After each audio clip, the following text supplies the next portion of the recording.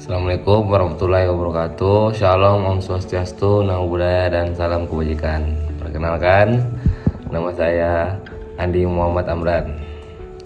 Di sini saya akan membahas tentang makna Pancasila dalam penegakan hukum. Pancasila sebagai way of the life merupakan bentuk kesadaran secara personal dan kolektif terhadap aparat penegak hukum dalam menyelesaikan setiap masalah hukum dengan berdasarkan atas Pancasila. Pancasila sebagai sebuah filsafat hidup dan petunjuk bagi kehidupan berbangsa dan bernegara. Negara Indonesia didirikan dengan meletakkan nilai-nilai luhur Pancasila sebagai dasar fundamental dalam kehidupan berbangsa dan bernegara. Nilai-nilai Pancasila harus tercermin dalam setiap tindakan para aparat negara dan harus menjadi dasar dalam proses penegakan hukum dan konstitusi. Baik, di sini saya akan menyampaikan materi kedua tentang materi pembangunan hukum.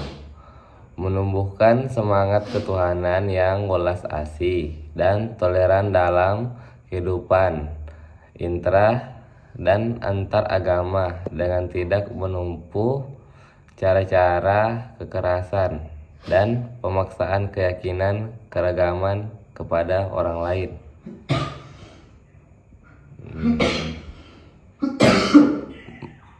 Mengembangkan rasa kemanusiaan dan budi pengerti kemanusiaan terhadap sesama manusia dan makhluk lainnya, serta gemar melakukan kegiatan kemanusiaan, rela berkorban untuk kepentingan bangsa dan negara, mengutamakan musyawarah dalam mengambil keputusan yang menyangkut kehidupan bersama dengan bimbingan oleh kearifan dan akal sehat sesuai hati nurani yang leluhur.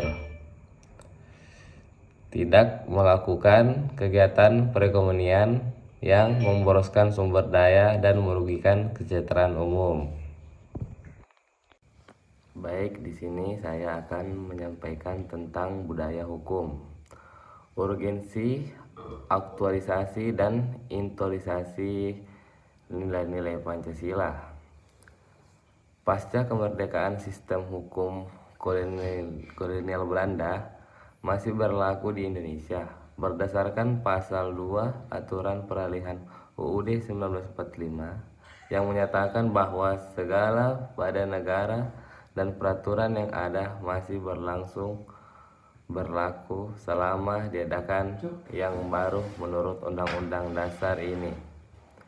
Yang kedua, walaupun telah banyak dilakukan upaya pembinaan dan pembangunan terhadap hukum nasional dengan cara pembentukan peraturan perundang-undangan baru, namun pada hakikatnya masih bersifat tambal sulam dan belum merubah secara tuntas sistem hukum.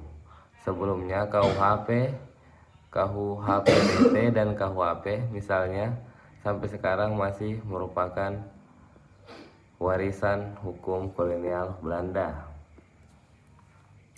Kesimpulannya, hukum hadir bukan untuk hukum itu sendiri, melainkan manusia. Begitu pula Pancasila hadir bukan untuk dijadikan sebagai latar kebangsaan belaka, namun sebagai dasar dan tujuan bagi masyarakat dan negara Indonesia. Hal ini menjadi alasan paling logis Pancasila dikatakan sebagai filsafat pandangan hidup masyarakat bangsa Indonesia dan negara Indonesia.